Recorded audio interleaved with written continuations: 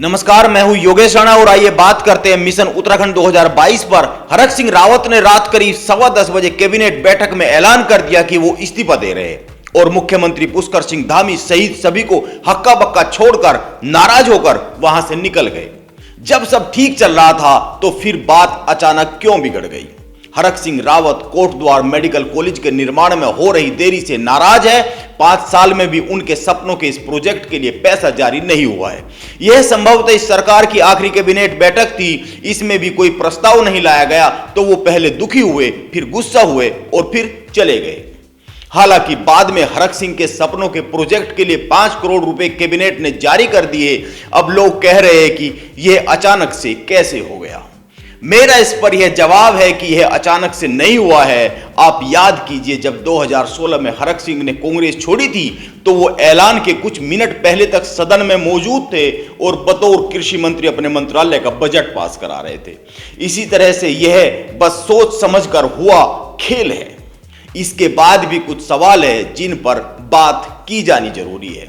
Number 1, क्या कांग्रेस ने पूरी तैयारी कर ली है 2016 का बदला लेने के लिए? क्योंकि कांग्रेस ने कहा है कि 1-2 दिन के भीतर भीतर एक मंत्री समेत 6 लोग भाजपा से शामिल हो रहे हैं, जिनमें कई विधायक हैं। नंबर 2, अगर यह सुनिश्चित नहीं है तो फिर हरक कैबिनेट की मीटिंग के बाद अपने सरकारी आवास पर क्यों नहीं गए, अपने घर पर क्यों नहीं गए, उनका मोबाइल भी बंद क्यों हो गया? यह हरक के सरकारी आवास की रात की तस्वीर है। यहां पर सन्नाटा पसर गया। उन्होंने तुरंत उमेश शर्मा काऊ को फोन किया। उमेश शर्मा काऊ खाना खा रहे थे। वो तुरंत हरक से मिलने के लिए निकल गए और पता नहीं कहां पर जाकर दोनों की मुलाकात हुई। नंबर 3, सवाल तो यह भी है कि पहले त्रिवेंद्र सिंह रावत और अब धन सिंह रावत बार बार हरक का रास्ता क्यों काट रहे थे? क्योंकि धन सिंह रावत के पास स्वास्थ्य मंत्रालय है और कोटद्वार में मेडिकल कॉलेज का प्रस्ताव है। वैसे धन सिंह रावत और हरक में कैबिनेट मीटिंग के दौरान खूब बहस भी हुई है। इन सवालों पर बात करने से पहले यह भी जान ले कि कैबिनेट की बैठक में हुआ क्या क्या है। रात में 9:50 के करीब जब कैबिनेट में सारे प्रस्ताव पूरे हो गए तो हरक सिंह के 5 साल पुराने उसके कोटद्वार मेडिकल कॉलेज के सपने से संबंधित कोई भी प्रस्ताव कैबिनेट की बैठक में नहीं लाया गया तो वो नाराज हो गए।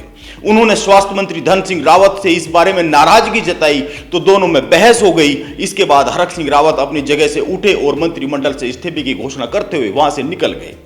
सभी अवाक रह गए। अरविंद पांडे ने उनको रोकने की कोशिश की लेकिन हरक सिंह नहीं रुके। वो बाहर आए, कार में बैठे और निकल गए। इसके बाद तो हंगामा खड़ा हो गया।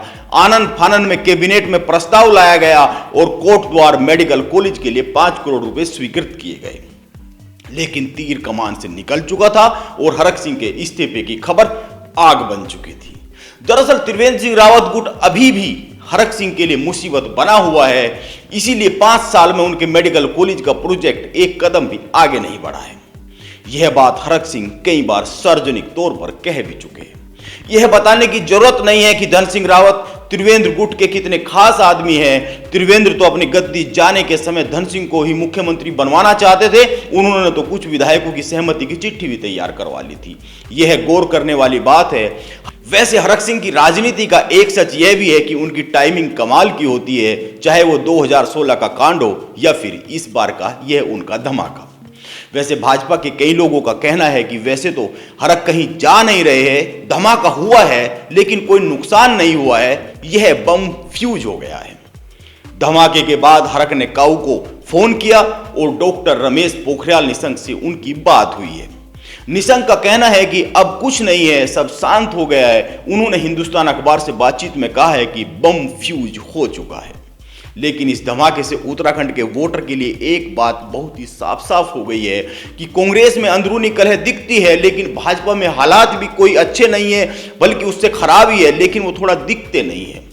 बस वहां पर अंदर मारकाट मची हुई है, उसको बाहर आने से रोकने के प्रयास किए जाते हैं। वैसे एक कार्यकाल में 3-3 मुख्यमंत्री इसका गवाह है कि भाजपा में हालात चिंताजनक बने हुए हैं। वैसे अंत में एक बात और कहना चाहूंगा, हरक ने अपना तुरप का पत्ता चल दिया है। अब कोई इसे फ्यूज बम कहे या फिर सुतली बम कहे, लेकिन धमाका जितना जोरदार हुआ है उसका असर भी इतना ही जोरदार होने वाला है, दिखने वाला है। नमस्कार, आप बने रहे मेरे साथ।